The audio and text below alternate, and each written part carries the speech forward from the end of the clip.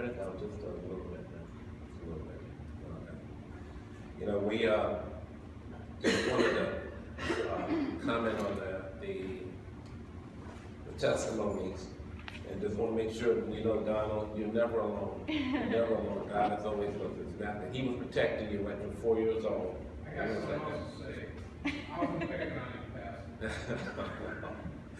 Well, You know I what I'm love saying? it. I hear you. I love it. I love it when Donald's up here. Come up here.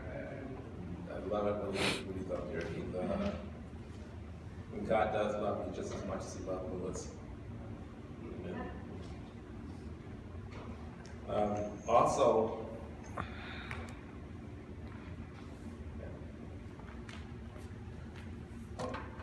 I want to just let everyone know I've been praying for some of the people that have been here. A couple of people called and couldn't make it today because of just challenges in the body. And, you know, I know Chris and Alex, you know, having some physical challenges, you know, but we call them challenges because, you know, we call them healed in the name of Jesus. It's good to see Jasmine here. Jasmine's spent the week at the hospital. She's in a rehab place, and she had a bus bring her here today because she wouldn't be here. You know, so that just shows just the determination that, you know, we're not going to let circumstances stop us from coming and serving the Lord. You know, and again, also same with Bob. Bob is here. Bob lost his mother on Thursday. She went home to the Lord, and again, Bob and Casey's here again, you know, serving the Lord. So when we look at, you know, things that happen around us, you know, it shouldn't change our worshiping to the Lord. It shouldn't change our commitment to the Lord. So I just want to recognize those individuals that, you know, it was interesting. I was texting my daughter, and I said, you know, stay home. You know, she had to leave for a few days, and I said, just stay home. And she's, you know, her last reply, she said, I can't stay home. You know, and after that, I said, okay, well, I'm not gonna, you know, come to the house of the Lord, and you know, and I already told her, I said, you walk out of here healed, better than the way you came in. And that goes to each and every one of us. And that's not me; it's the Lord.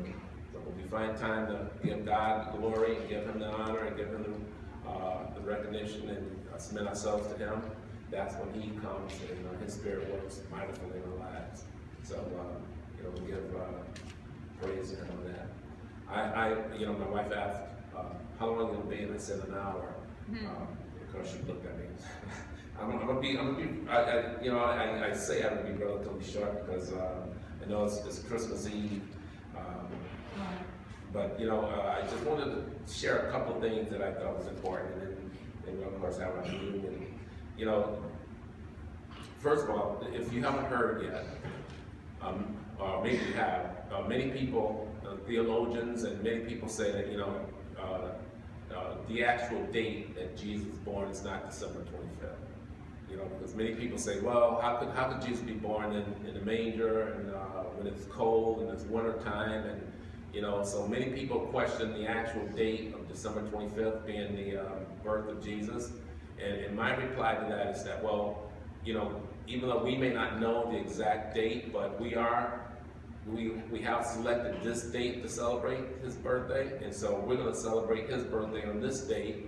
And if it's not the right date, well, there's at least one day of the year we're going to celebrate and recognize that He was born on this day.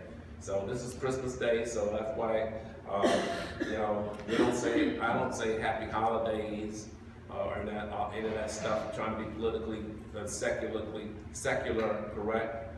I'm Jesus correct. I say Merry Christmas.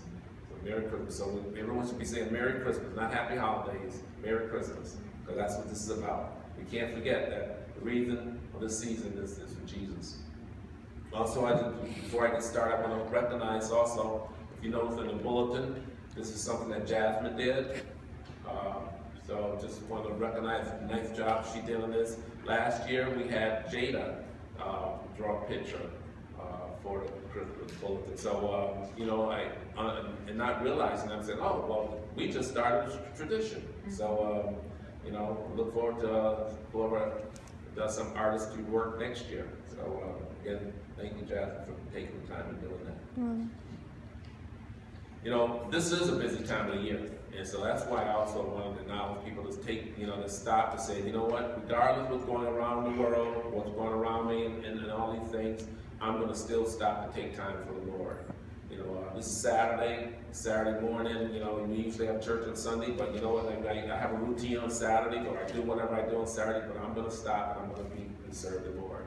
And so I compliment and applaud all of you for being obedient to God. As Donald read the memory verse, said by being, you know, being obedient to the Lord, you know, we do. We have prosperity and we have contentment, and that's peace.